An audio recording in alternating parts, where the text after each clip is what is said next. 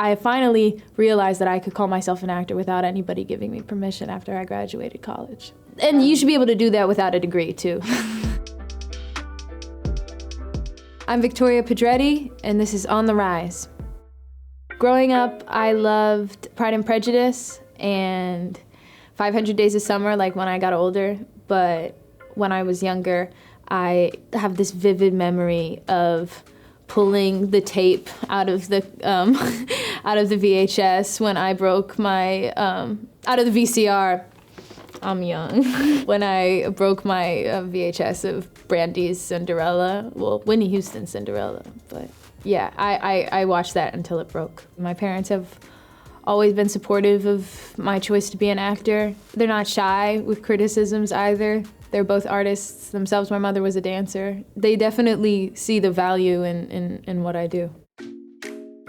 My first professional role was playing Nell in The Haunting of Hill House. I guess it wasn't a phone call. I actually happened to be with the people that I would end up working with when I found out that I got the job. I had not imagined that for myself. And I mean, I guess I had, secretly, but I'm, very superstitious, so it's not something I would, verbalize a lot. It was just mind-blowing. Hey, I've been meaning to say, I'm so glad you're a part of this season. Aw. Coming into a show that already existed and that I already loved and cared about is in some ways nerve-wracking, because you don't want to be the squeaky wheel. You don't want to be the thing that makes everything fall apart, especially when you want it to be good. But that said, I become a fan of whatever I'm doing. I can't work on a project if in the moment I can't absolutely love what I'm doing, because then I can't put all of myself into it. I was reached out to by Greg Berlanti and Sarah Gamble after they saw my work in The Haunting of Hill House. They told me about the character, and I was really excited about the notion of doing it. I ended up doing a chemistry read with Penn, and it was like going through a tornado and then coming out and just being like, whoop, well, I did my best. There was some promise in whatever we did.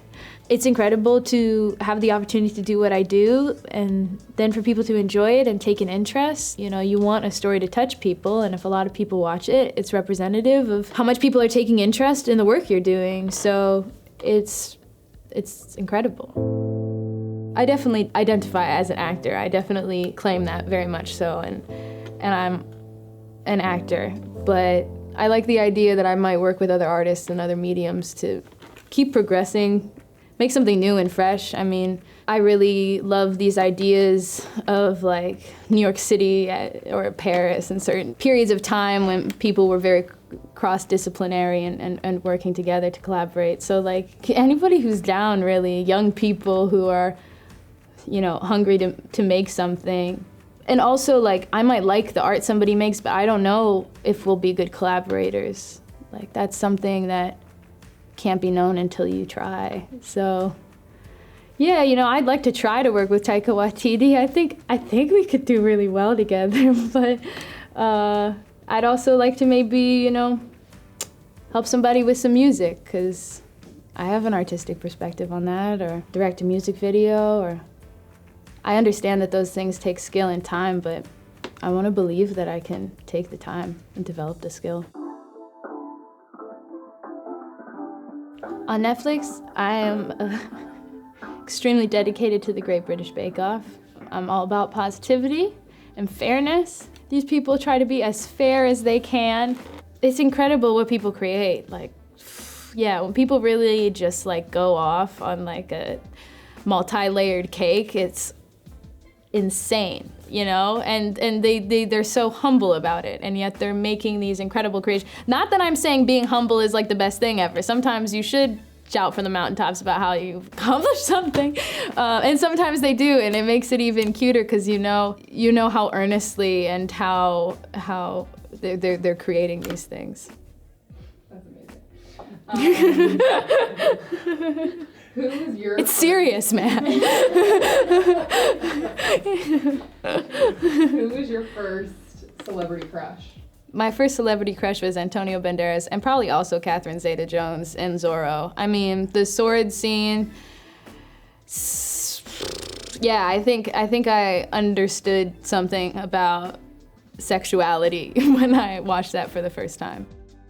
Nothing I post on my Instagram, I don't think anybody follows me on Instagram because they appreciate my Instagram content. I post about things I care about, I post about my friends, I post about like the art and work that like my friends are doing because I'm really proud of them, and I don't like have a blog or anything, so it's kind of cool because it seems like people want to know what I might do next, you know, and it's a real compliment to know that people want to see more of me as opposed to less.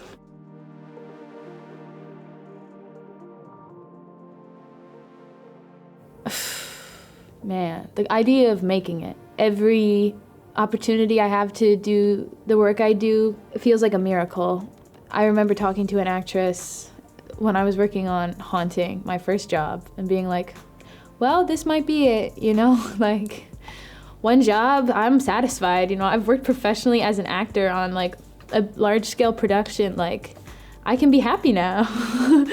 But I want to work more, I want to grow more, I want to do more. I've exceeded my expectations already, but that's only opened up my mind to what more possibilities might be for me. What do you think your life looks like in 5 years?